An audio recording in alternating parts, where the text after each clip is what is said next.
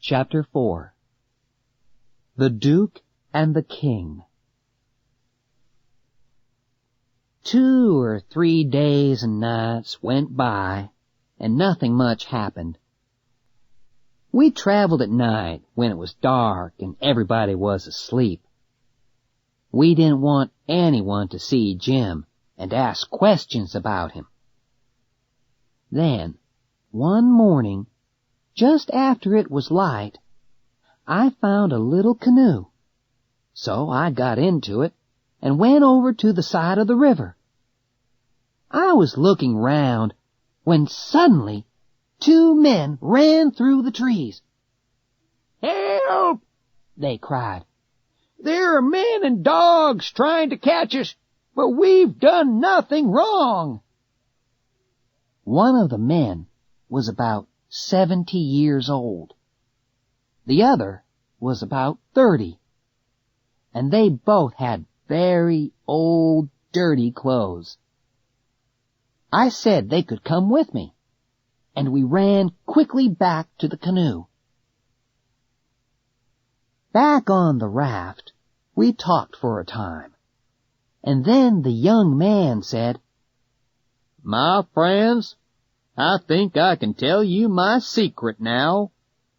I'm really a duke.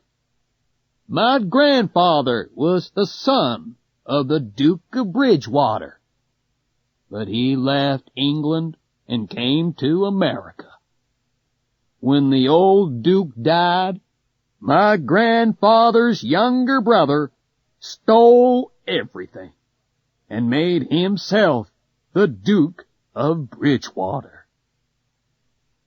Well, of course, we were all very unhappy for our friend the Duke, but he said, "I'll be happier if you do things for me. Bring me my dinner." So we did things for him, and he liked it. But the old man spoke very little, and he looked unhappy too. After a time he said, "You know, Bridgewater, I, too, have a secret." And he began to cry. "What do you mean?" the Duke asked. "What's your secret?" And then the old man told us that he was really the first son of the King of France. He asked us all to go down on one knee when we spoke to him. We could call him Your Majesty, too. So that was what we did, and they were both happy. Of course, I knew that they weren't really a duke and a king, but I didn't tell Jim. It's best if everybody is happy when you're living together on a raft. The king and the duke were very interested in Jim. "Is he a slave?" they wanted to know. "Is he running away?" I had to tell them something, so I said that Jim belonged to my uncle and was taking me to my family in New Orleans. "Well, we'll travel down river with you then," said the king. "We'll have a fine time together." So the 4 of us went on down the river. But Jim and I didn't like those 2 men. They were always getting drunk and making plans to get money out of people in every town. It's all right to take a chicken or something if you're hungry, but these men were really bad. Jim and I decided to get away from them as soon as we could. It wasn't easy, because they wanted to be with us all the time. Then one morning, the king went off into a town and told us to wait for him. We waited all morning, and he didn't come back. So the Duke and I went into town to look for him. We looked all afternoon, and in the end, we found him in a bar, drunk. And then he and the Duke began to fight about some money. Now we can get away from them, I thought. I turned and ran back to the river. "Quick, Jim!" I shouted. "It's time to go!" But there was no answer. Jim wasn't there. I ran into the woods, crying and shouting Jim's name. But there was still no answer.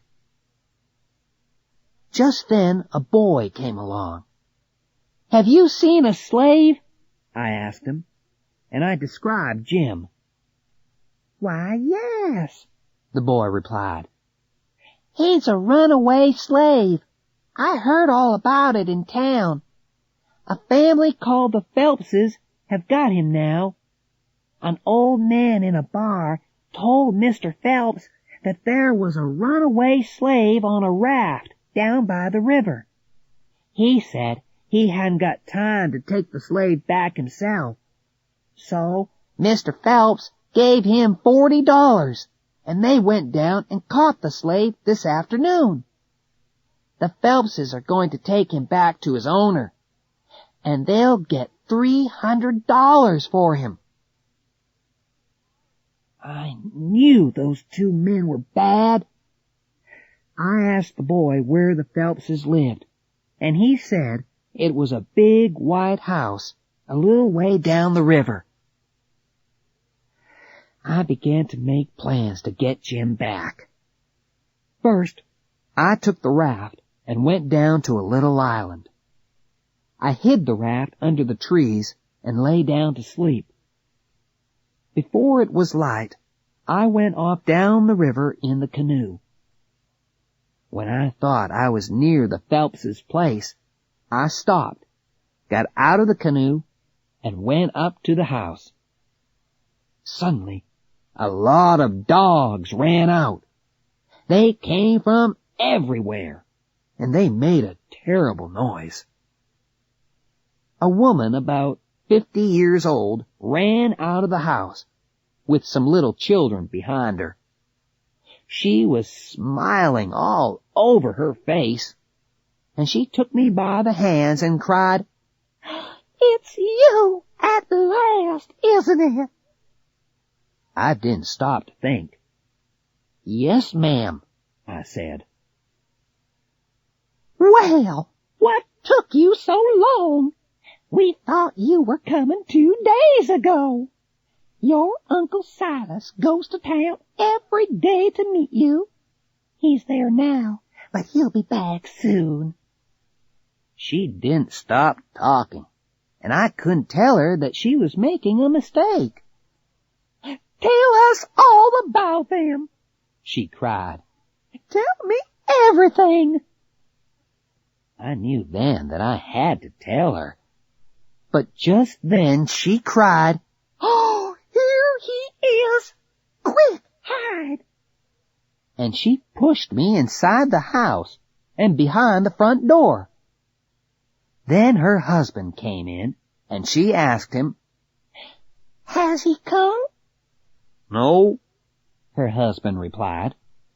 "Lord!" she shouted, and then she pulled me out from behind the door. "Why, who's that?" Mr. Phelps cried, surprised. "It's Tom Sawyer," she laughed.